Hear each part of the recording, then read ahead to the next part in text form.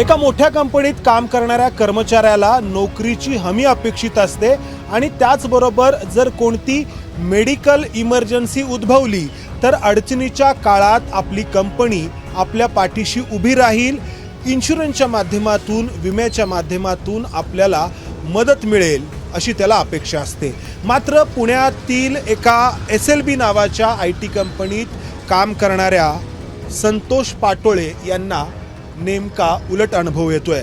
पुण्यातील एरोडा भागामध्ये असलेलं हे कॉमर्स झोन, या कॉमर्स झोनमध्ये 35 ते 40 IT कंपनीज आहेत, ज्यामधली एक आहे SLB।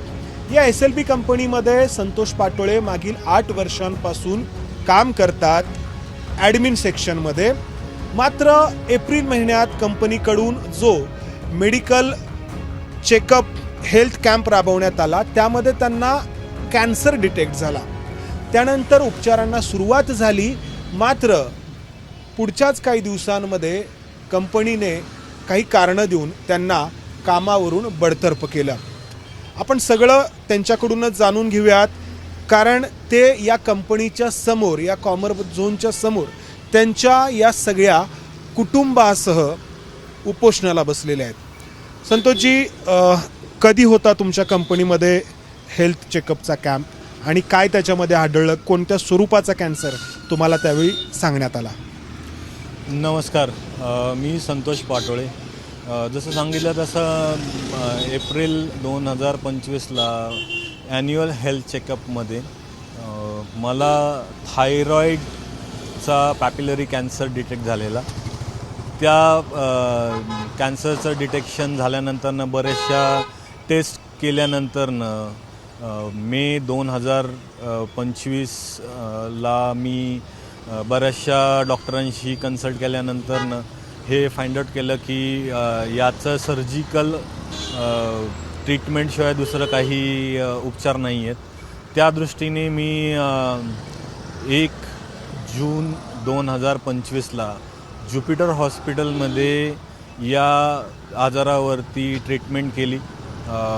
माझं सर्जिकल ऑपरेशन करून थायरॉईड काढण्यात आला आणि त्याच्यानंतरनं साधारणतः 1 महिन्यासाठी मी मेडिकल लीववरती होतो आणि मग मी नंतरनं फिट टू वर्क सर्टिफिकेट डॉक्टरांकडनं घेऊन कंपनीला सबमिट केलं। म्हणजे एप्रिलमध्ये तुम्हाला कॅन्सर असल्याचं समजलं, मेपासून तुम्ही उपचारांना सुरुवात केली, जून महिन्यामध्ये तुमचं ऑपरेशन झालं, बरोबर? म्हणजे जून महिना तुम्ही रजेवरती होता आणि जुलै महिन्यामध्ये तुम्हाला फिट टू वर्क असं डॉक्टरांनी सर्टिफिकेट दिलं। मात्र उपचार त्यावेळी सुरू राहणार होते, मात्र त्याच जुलै महिन्यामध्ये तुम्हाला टर्मिनेट करण्यात आलं, बरोबर?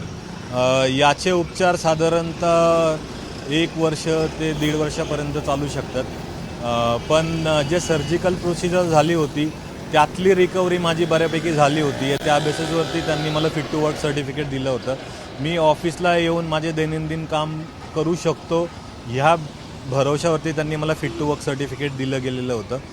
आणि राहिला उरलेला ट्रीटमेंटचा भाग तर तो मंथली बेसिसवरती मी डॉक्टरांना कन्सल्ट करून त्यांचे रेग्युलर चेकअप करून कंप्लीट करत राहतो।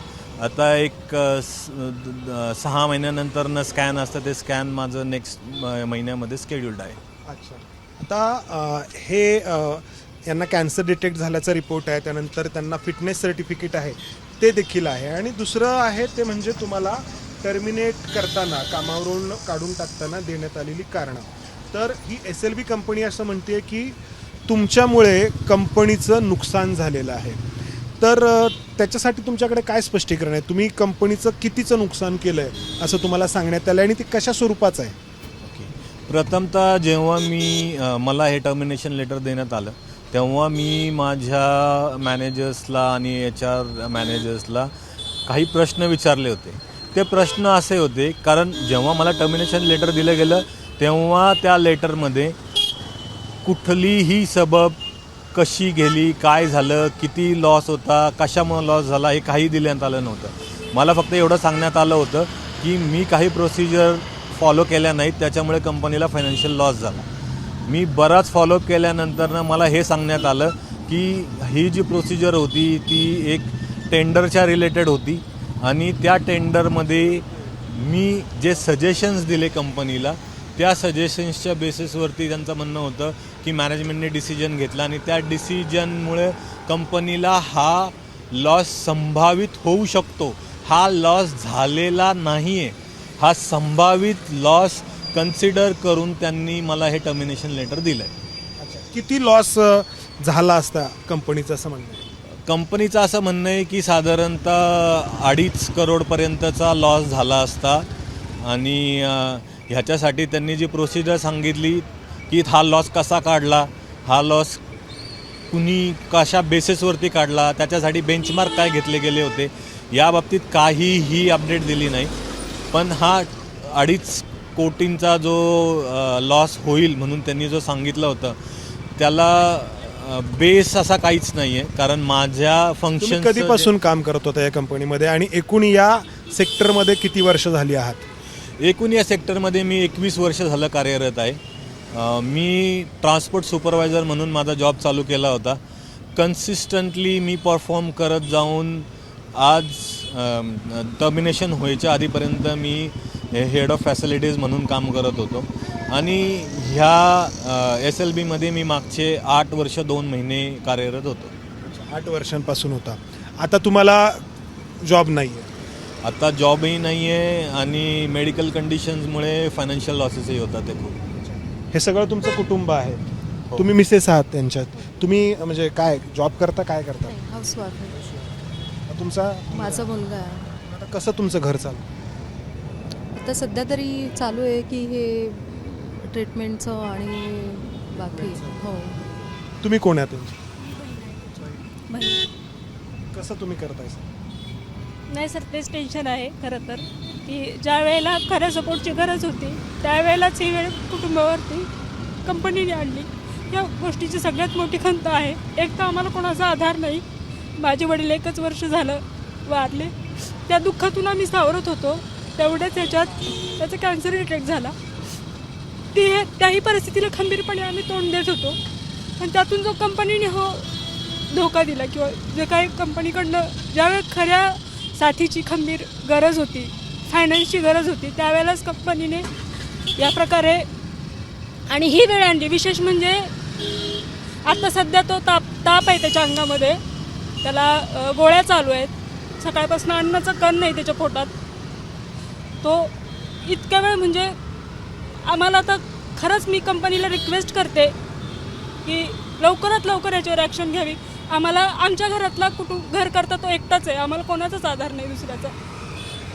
तुम्हाला कंपनीने कामावरती काढून टाकलेलं आहे, तर ते टाकताना तुमची ग्रॅच्युटी असेल किंवा इतर जे काही आहे ते पैसे तुमचे दिलेले आहेत का? आणि आता तुमचं नक्की मागणं काय आहे? हो, कंपनीने मला स्टॅच्युटरी कंप्लायन्सेसनुसार जे काही माझं फुल अँड फायनल होतं त्याची डिटेल्स मला शेअर केली होती आणि त्याच्या दृष्टीने मला फुल अँड फायनलची जी अमाऊंट आहे ती 1 महिन्यानंतरनं भेटली. पण ती जी अमाऊंट भेटली त्याच्या व्यतिरिक्त जो माझा लॉस झाला आहे, माझं जे इमोशनल डॅमेज झालं आहे, जे माझं परफॉर्मन्स, माझ्या करिअरचं डॅमेज झालं आहे, फायनान्शियल लॉसेस तर होतातच आहे. मला मेडिकल इन्शुरन्स भेटत नाही आहे. मी मागचे 6 महिने झालं मेडिकल इन्शुरन्ससाठी ट्राय करतो आहे, पण मेडिकल इन्शुरन्स कंपन्या कॅन्सर डिटेक्ट झालेल्या माणसाला देत नाहीत नवीन इन्शुरन्स. देत नाहीत? उलट त्यावेळी तर सगळ्यात जास्त इन्शुरन्सची गरज असते. हो. तुम्हाला आता ट्रीटमेंटसाठी या कंपनीकडून मेडिकल इन्शुरन्स मिळाला का, की तुम्हाला स्वतःला खर्च करावा लागला? नाही, मी जोपर्यंत कंपनीत होतो तोपर्यंत माझ्या कंपनीमधला इन्शुरन्स चालू होता. त्या बेसिसवरती माझी ट्रीटमेंट झाली. पण त्याच्यानंतरची जी ही ट्रीटमेंट चालू आहे त्याच्यासाठी मला स्वतःच्या खिशातनंच हा खर्च करावा लागत आहे. मग इन्शुरन्सच्या कारणास्तव असं केलं असं काय वाटतं तुम्हाला? तुमचं काय स्वतःचं रेडिंग आहे? मी यावरती बरंचसं माझं जवळपास मी 6 महिने झालं याच गोष्टीवरती मनन करतो आहे. आणि जर परफॉर्मन्सच्या रिलेटेड माझं टर्मिनेशन नसेल तर मग कंपनीला मी 8 वर्षापासून असलेला ॲसेट त्यांना लायबिलिटी वाटते का? आणि ही लायबिलिटी वाटते म्हणून त्यांना मला कंपनीबरोबरचे नातेसंबंध तोडावे वाटतात आहे का? हीच गोष्ट खटकते आहे आणि मला असं वाटतं की ह्या कॅन्सरमुळेच मला त्यांनी टर्मिनेट तर केलं नाही ना. हे सगळे प्रश्न आम्ही ही जी SLB नावाची कंपनी आहे त्या कंपनीच्या इथल्या अधिकाऱ्यांना विचारण्याचा प्रयत्न केला. ABP माझाकडून त्यांना फोन करण्यात आला. अखिल नावाचा हा जो तुमच्या कंपनीतला HR मधला व्यक्ती आहे त्याला आम्ही फोन केला. त्यांनी फोन घेतला. दुसऱ्या एक महिला कर्मचारी आमच्याशी बोलल्या. आम्ही त्यांना हेच प्रश्न विचारले की तुमचं याबद्दलचं काय म्हणणं आहे, तुमची बाजू काय आहे ते तुम्ही सांगा आणि ती बाजू देखील आम्ही दाखवू. मात्र त्यानंतर त्यांनी संपर्क कोणताही केलेला नाही. आम्ही तुम्हाला कळवतो असं उत्तर त्यांनी दिलं आहे. मात्र त्यानंतर पुन्हा जेव्हा आम्ही त्यांच्याशी संपर्क करण्याचा प्रयत्न केला तेव्हा त्यांनी प्रतिसाद दिलेला नाही. त्यांची बाजू त्यांनी सांगितलेली नाही. सांगण्याचा उद्देश आहे की आम्ही दुसरी बाजू देखील ऐकण्याचा प्रयत्न केला होता. आता काय तुमचं म्हणजे मागणं आहे, कसं तुमचं घर चालतं? तर सध्या तरी मी तरी म्हणते की कंपनीने ह्यावरती लवकरात लवकर ॲक्शन घ्यावी, कारण त्यांचं ट्रीटमेंट चालू आहे. तर जास्त वेळ न लावता लवकर ॲक्शन. तुम्ही मित्र आहात त्याचे? हां, मी मित्र आहे. तर मग कसं तुम्ही आता कंपनीशी कम्युनिकेट करताय, काय होतं? ॲक्च्युली मला त्याने अगोदर काय सांगितलंच नव्हतं. ते स्वतःच ते सगळं करत होता मॅनेज. आणि मला त्याने जेव्हा सांगितलं तेव्हा मला कळलं की बाबा असं झालेलं आहे. पण कोणी जर 8 वर्ष देतोय कंपनीला आणि ते पण सक्सेसफुली देतोय तर त्याला असं करायला नको होतं. तुम्ही कोण आहात त्यांच्या?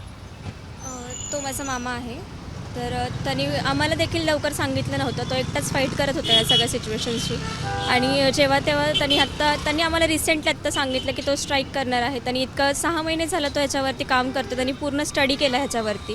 त्याचे लॉसेस त्यांनी बघितले काय आहे. पण त्याची बाजू इतकी खरी आहे की कंपनीकडे आत्ता उत्तर नाही आहे. तुम्ही सुद्धा म्हणलात की तुम्ही दुसरी बाजू बघण्याची ट्राय केलं, बट कंपनीकडे उत्तर नसल्याने त्यांनी तुम्हाला टाळाटाळ केली असं मला तरी वाटतं आहे. कारण त्याची बाजू त्यांनी लिगलीसुद्धा स्ट्रॉंग केली आहे. लिगलीसुद्धा त्यांनी सगळा सपोर्ट घेण्याचा प्रयत्न केला कंपनीशी या 6 महिन्यात. शेवटचा प्रश्न, तुमचा अनुभव आता सरतेशेवटी 21 वर्षांच्या या तुमच्या सर्व्हिसनंतर काय आहे या सेक्टरबद्दलचा? कारण 21 वर्ष तुम्ही उमेदीचा काळ या सगळ्या सेक्टरमध्ये घालवलेला आहे. 8 वर्ष या कंपनीला दिलेली आहेत आणि आता वेळ आहे तुमच्या पाठीशी उभं राहण्याची. नक्कीच या इंडस्ट्रीमुळं आणि IT सेक्टरमुळं माझं घर चाललं 21 वर्ष. त्याबद्दल तर मी सतत ऋणी राहीलच या सेक्टरचं आणि इथून पुढेही मी या सेक्टरमध्ये काम करेल, त्याच्याबद्दल वाद नाही आहे. माझी खंत फक्त एवढीच आहे की ॲडमिनिस्ट्रेशन फॅसिलिटीज या क्षेत्रात काम करताना लोकांचा या क्षेत्रातील लोकांकडे बघण्याचा दृष्टिकोन जो आहे ना तो खूपच ड्रॅमॅटिक आहे. म्हणजे जर एखाद्या या क्षेत्रातल्या व्यक्तीला जर टर्मिनेट केलं गेलं तर 99% लोक हा विचार करतात की ज्याला टर्मिनेट केलं गेलं तो चुकीचाच आहे आणि तो चुकीचा असेल म्हणून त्याला टर्मिनेट केलं. पण कोणीही जाऊन हा विचार करत नाही की तो व्यक्ती खरंच चुकीचा आहे का. आता मी जेव्हा कंपन्यांची मनमानी चालते, कंपन्यांची मनमानी नक्कीच चालतीये. कारण ज्या एका गोष्टीमुळे जर रेप्युटेशन जर खराब होत असेल आणि त्याच्यामुळे जर त्याचं पूर्ण बाकीचं करिअर उद्ध्वस्त होत असेल तर ह्या गोष्टींचा विचार कंपन्या करत नाहीत. नवीन कायदे नुकतेच केंद्र सरकारने आणलेले आहेत. तर या सगळ्या तुमच्या आत्ताच्या प्रोसेसमध्ये त्याचा काय उपयोग झाला असं वाटतं तुम्हाला? ॲक्च्युली आता ज्या नवीन जे चेंजेस झाले ते हे चेंजेस तुमची एम्प्लॉयमेंट असताना तुम्हाला बऱ्यापैकी फायदे करून देऊ शकतात. त्यातले काही आहेत जसं की ग्रॅच्युइटीवाले आहेत जे आधी 5 वर्षानंतर भेटत होते. कंपनीने फायर जर करायचं ठरवलं अजून मला वाटत नाही त्याच्या रिलेटेड आपल्याकडं अजून एवढे काही स्ट्रॉंग कायदे आहेत किंवा काय नाही. मी हा जो हंगर स्ट्राईक करतोय याच्या मागचं एक रिझन पण हेच आहे, लोकांना नक्की माहितीच नसतं की त्यांना टर्मिनेट केले गेले म्हणजे नक्की काय केलं आहे. ते टर्मिनेशन लॉजिकली व्हॅलिड आहे का, लिगली व्हॅलिड आहे का. लोक फक्त हाच विचार करतात हे माझं नशीब होतं, मी ते ॲक्सेप्ट करतो, इथून पुढं मी माझा दुसरा जॉब बघायला चालू करतो. पण नक्की तसं नाही आहे. लिगलमध्ये आपल्याला भरपूर सुविधा आहेत पण त्या सुविधा माहिती नसल्या कारणाने लोक त्याचा ना एक्सप्लोअर करतात ना त्याचा आधार घेतात. तर आपण पाहतो असंघटित क्षेत्र, या असंघटित क्षेत्रातल्या कामगारांचे हाल आपण एरवी पाहतच असतो. मात्र जे क्षेत्र भारताच्या अर्थव्यवस्थेमध्ये सर्वात मोठं योगदान देतं ते आय टी क्षेत्र, सर्व्हिस सेक्टरमध्ये देखील आय टी सेक्टर जे आहे त्या आय टी सेक्टरमध्ये 21 वर्ष काम करणाऱ्या कर्मचाऱ्यावरती ही परिस्थिती ओढवत असेल आणि आपल्या कुटुंबासह अशा पद्धतीनं उपोषण करायला जर या कर्मचाऱ्याला लागत असेल आणि तेही अशा वेळी की जेव्हा कॅन्सरची ट्रीटमेंट यांच्यावरती सुरू आहे, तर विषय फक्त एका या SLB नावाच्या कंपनीपुरता मर्यादित राहत नाही, तर विषय आपल्या एकूण धोरणांपर्यंत जाऊन पोहोचतो. कॅमेरामन विजय राऊत समंदार गोंजारी, ABP माझा, पुणे. ABP माझा, उघडा डोळे बघा नीट.